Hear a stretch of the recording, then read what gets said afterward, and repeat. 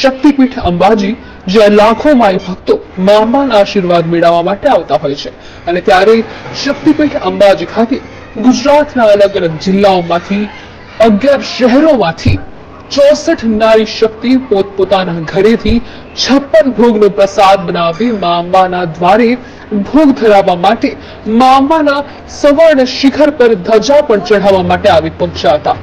ઉલ્લેખનીય છે કે અંબાજી ખાતે આવેલી નારી શક્તિ કે જે રસોઈની રાણીનું નામ પણ દૂધ પણ ચલાવી રહી છે, ત્યારે પોતે આ બનાવેલો 56 ભોગનો પ્રસાદ અંબાજી ખાતે આવેલા દર્શનાર્થીઓને પ્રસાદ રૂપે આપ્યો છે.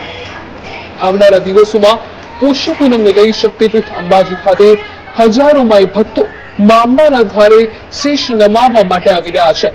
અને ત્યારે અંબાજી ખાતે 64 નારી શક્તિ ટ્રેડિશનલ પોશાક ધારણ કરી અંબાજી મંદિરના ચાચર ચોકમાં ગરબે ઘૂમી અંબાજી મંદિરનું ચાચર ચોક ભક્તિમય બનાવ્યું હતું.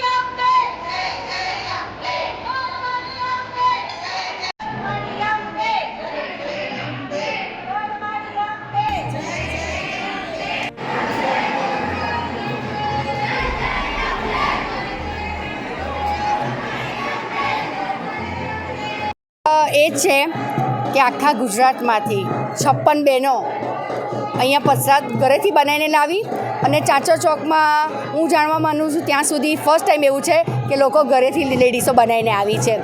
અને આજે અંબાજીના ટ્રસ્ટના લોકો જે અંદરના સભ્યો છે એને અમને બહુ જ સપોર્ટ કર્યો ને આગળનો આગામી કાર્યક્રમમાં હવન અમે કરવાના છે.